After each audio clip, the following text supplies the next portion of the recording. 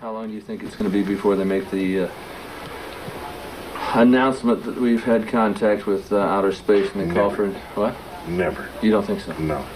I used to think so. I used to think they were getting us prepared, but I have no doubt now that they never intended to, and I fully agree with them. Now, 5, 6, 7 years ago, you know, I was going on the lecture, hey, you got to listen to this, you got to see what's going on. Now, I know they were right. I mean, mankind is not and will never be ready for this kind of information. Sure, it's interesting for you and me and you know, a very small segment of society, and it's tremendously interesting. But no way should the public ever be told about this. What do you think would happen if they were?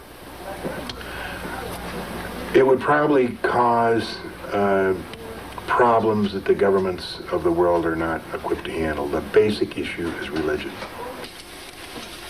John, how many world records did you hold? 17? 17. 17. They've all been broken. Most of them have been broken because of the new airplanes that have come out. Yeah. I'm hearing rumors at Area 51 that there's at least one live alien living there. There definitely is one live alien, regardless of what Bob says today. Yeah. We're talking about Bob Lazar. During December and January, December of 1988, January of 1989, when he was working up there, he sat right in that chair whenever he'd come back from the test site, and he'd tell me what he saw. And I'll never forget the January 1989. I was sitting at that desk writing out checks, and he comes in and he said, John, you will never know what it's like to see your first alien. Could you relate the you know, the times you went up there with the Lazar looking for craft yourself? We went up twice. The first time was not. The first time he knew it was going to fly. He knew it was going to fly just after sunset, and that was March 22nd, 1989. And we drove up there with Gene Huff, and we had my motorhome. And we pulled in just as it was getting dark, and I was setting up the Celestron scope. And they were outside looking. They said, here it comes. And you can see this real bright light coming up from behind the range. So I got the Celestron scope hooked up and got it focused in, and had, you know, like maybe about 15, 20 seconds. I don't have the scope here, but it's 8 inches, and it's a huge scope, and the disc, you know, pretty much filled the field of view, and it was tilted like about 30 degrees. It was kind of yellow-orange, and it was kind of diffusing, and I just saw it just as it started to go back down the mountain. And we waited a couple hours that night and didn't see it again.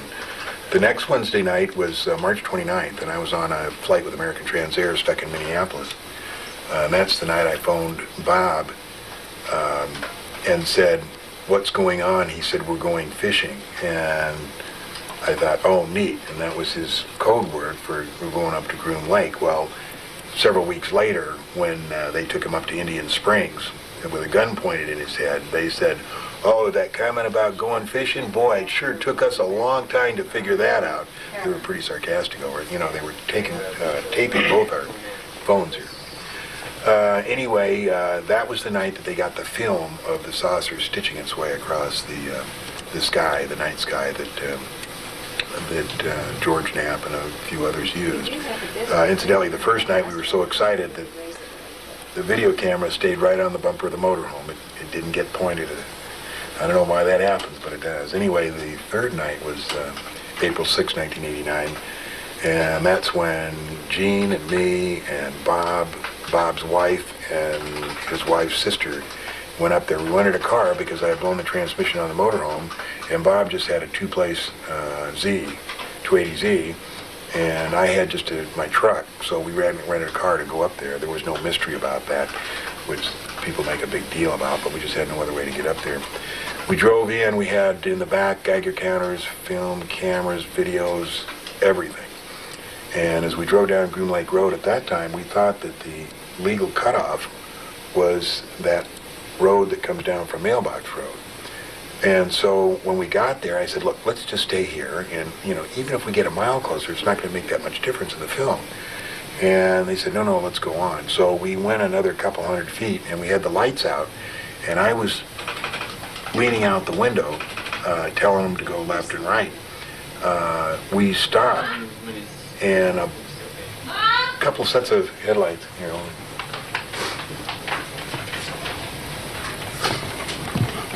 As we stopped, a couple sets of headlights came on in front of the vehicle, and we decided to run because I thought we were in illegal territory. As it turns out, we weren't, and we could have all avoided a lot of trouble. And Bob never would have lost his job, and I never would have lost mine if we'd have just, you know, sat there and let him walk up to us.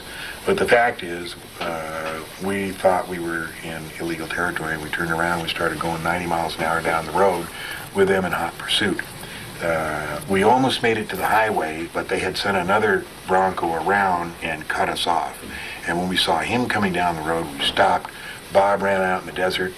I jumped out and started setting up the telescope, and that's when the first Bronco came to a halt. And I ran up and threw my hands against the top of the car, and I said, you know, holy smokes, you guys aren't dopers, are you? You scared the hell out of us out here. And they get out, and they all were armed with machine guns, and they stand around. There was like 4 or 5 of them, and they stood at port arms around us.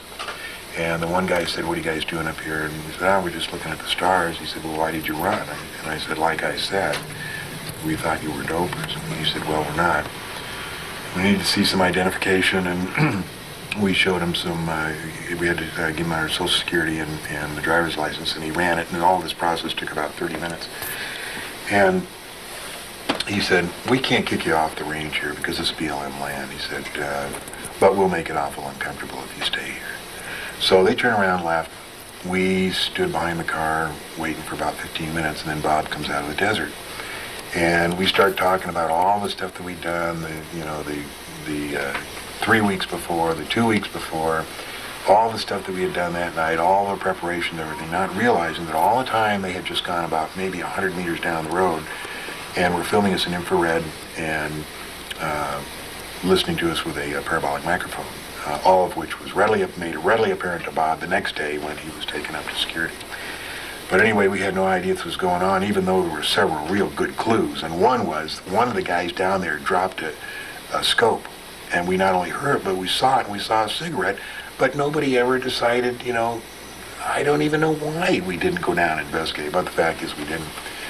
So anyway, we packed up our stuff and went out on the road. And as we got to the highway, we were stopped by the Lincoln County Sheriff, Doug Lamoureux, who has since become a good friend.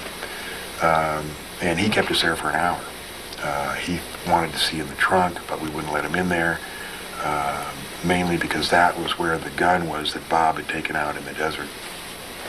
But anyway, it seems that Lamoureux knew exactly what was going on. He wanted to know why there was 5 people in the vehicle now and only 4 on the test site, and he wanted to know where the gun was. So obviously there was communication between the security forces on the test site and the sheriff. Anyway, we stood there for an hour. Nobody said anything. And finally, to bring this all to a halt, Bob decided to confess that it was his gun, and it was in the trunk. And I saw him walking to go ahead and do it. And at that split second, Doug said, okay, look, here's what we're going to do. I've been advised to release you guys, but we don't want to ever see you here again, ever. And he let us go. And it was a real quiet ride home that night. And the next day, Bob's boss, Dennis Mariana, called him up and said, Bob, I'm going to pick you up. Don't go to the airplane. Don't go to the EG&G. He picked him up. He drove him up to Indian Springs, which is this site of the entire security for the test site. And they actually pulled him out of the car with a gun in his head and a gun in his ear and said, Bob, when we gave you the security clearance and told you this was a secret, it didn't mean you could tell all your friends about the flying saucers. Now, do you want to work with us or not? And he was non-committal. And for the next few days, he was making up his mind. And I think the reason he decided not to continue working up there was the fact that the last 2 trips that he made up to Groom Lake, he could remember flying up and flying back, but he couldn't remember what they did. And the mind control program that they have for the people that are involved up there in very, very classified programs is disconcerting. You can remember everything you have to when you're up there and working and everything, but when you come back, you can't remember anything. All you can remember is getting in the airplane and coming back. And that was real disconcerting to Bob, who has an IQ of way over 200. And the tunnels that are going from the Groom Lake facility, it goes out across and underneath the Tikaboo Valley, as I understand it. They're 70 feet across. I don't know too much about the tunnels, but we did find a new base out there. It was kind of interesting. I heard about it in 1983-84. A friend of mine was in construction, and he was up there working on TTR, Tonopah Test Range. And I was pumping him, and I said, hey, anything else going on up there? He said, yeah, as a matter of fact, there is. He said, over on another range, they're building something. Then I talked to a guy who drove a fuel truck up there, and he said, yeah, he said, once I was delivering fuel up to TTR, and he said, where we come in at Gold Reed, he said, I had to wait for something like an hour for a procession of cement trucks going by. He said, it was just unbelievable how many cement trucks there were.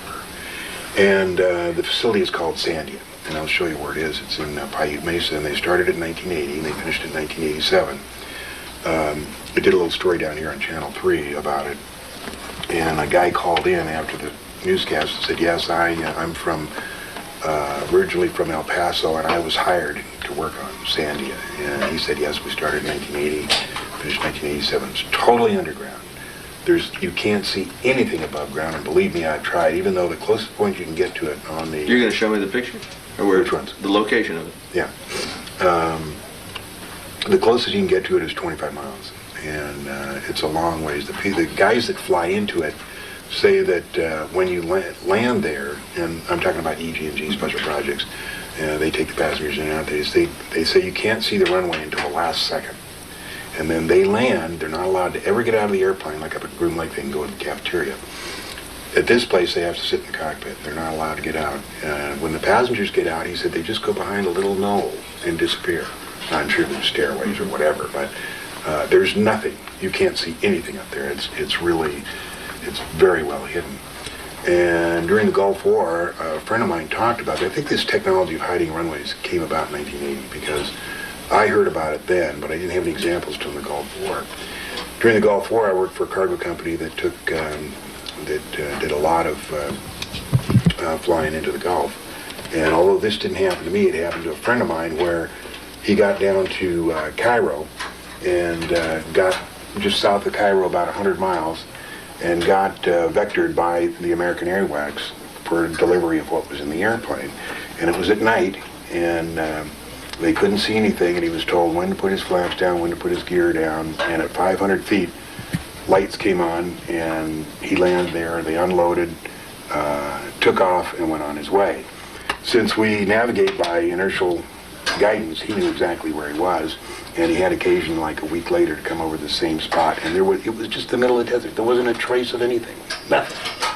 So they have really good capability of hiding runways. Now, people think Groom Lake is a one-of-a-kind facility, and it is a very big secret facility, but like in 1980, there was 30 other what they call AXOs, aircraft access only. You can't drive in it. In 1980 there was 30, so today there may be more, there may be less, but this is Las Vegas, this highway 95, this is 93, this is Mercury, this is Beatty. These are the places where I was trying to hike up to. They were the closest to the border that you could legally look into Sandia. Here's Sandia. When they built it, they put this extra little security range around here. There's absolutely no indication that anything is there except an enormous power line going right into there, and it just stops now. Coming from where? Coming from down here, maybe down as far as here. This whole area is NRDA, where they originally built the nuclear rocket. All that facility is there. This is the famed Yucca Mountain where they want to store stuff. This is Groom Lake. That's the news strip there. TTR is up there. The orientation of the runway is there. On December 23rd, I was flying a mail contract in a DC-8, and I came by this way, just to the north of here, going into Oakland, and I tuned in Dreamland 120.35. As a matter of fact, if you want to listen to it going in and out, I can put it on the scanner, because I got a big antenna that goes here. So it was about 5:30 in the afternoon, real cloudy, real dark and everything, so I just turned on 123.35 and said, Dreamland, Dreamland, John Lear and Bob Lazar wish you a Merry Christmas. And do you know that nobody answered me? The Frankenstein factories where they create alien-looking There's no beings. question about it. I had a friend that worked up at the test site who went to work in the 80s, the early 80s, late 70s and early 80s, over in Saudi Arabia for one of the major contractors over there, Osama bin Laden. And he had a lot of strange things happen. He came back, you know, and before I got into this in 7 years ago, I was relatively straight. I mean, I, you know, did my stint for the CIA. I believed in, you know, God, and apple pie, and Chevrolet, and, you know, flying saucers to me were, I mean, just, you couldn't even mention it. You know, I wasn't interested then. So we sat down in the early 80s at my house over on the other side of town, and we're kind of, you know, what's going on, and nothing, and there was kind of a lull in the conversation. He says, John, what do you know about, I can't think of the word. We were talking about genetic engineering. What is it when they create a human? Cloning? Oh, yeah, he says, Cloning. He says, John, what do you know about cloning? And I said, you know, nothing. I mean, this was so far out to me. And he said, just let me tell you, it's all real and it's all happening. And this is from Cecil McMain's, a guy who's so down to earth, who worked on the SR-71, who did a lot of stuff, you know, and he would never, ever come out with something so unusual as that. So they have Frankenstein, the missing kids, the milk carton kids. You know, I used to talk a lot about that, and there was a lot of kids that were missing in like 83, 84, 85, and it's my understanding that the FBI discontinued annual reports of missing people because Well, there was a million that were missing, and then actually about 80 or 90,000 that just simply disappeared. I mean, they didn't wind up as prostitutes on Hollywood Boulevard or as sex slaves or in some shallow grave. There's 80 or 90,000 that just simply disappeared. Yeah. We have both seen the film that was taken out of the Dulce facility. Why would somebody make pictures like this showing the creation of some sort of alien being? And this is a facility. This is a facility that's run by the United States government. I mean, with your tax monies. I've heard Hamilton talk about the Dulce facility, and I've also heard about, you know, genetic engineering programs at Area 51. Yeah, there's no question that Dulce exists. You know, I was the one that kind of led the research on that.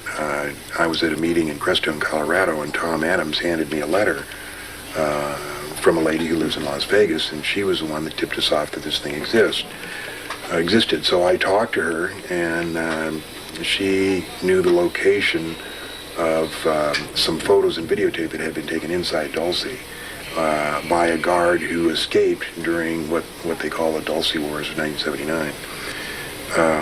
He used to contact her every 6 months, and he said, if I ever miss contacts 2 in a row for a year, you can go after this box, which they had hidden somewhere here in Nevada, that contained 6 minutes of videotape, 25 black and white photos, and some other documentation about what went on in Dulce. About 2 years ago, he did turn up missing. We've never heard from him.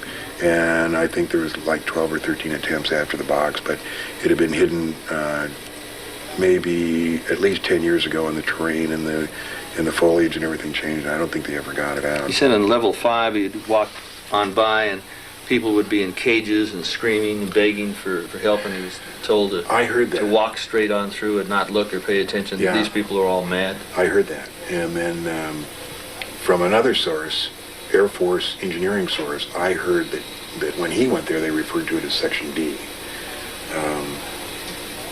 And then Bob heard it referred to when he was up at the test site just once, and somebody mentioned something about being shipped to Dulce, but that's the only reference he ever heard to it.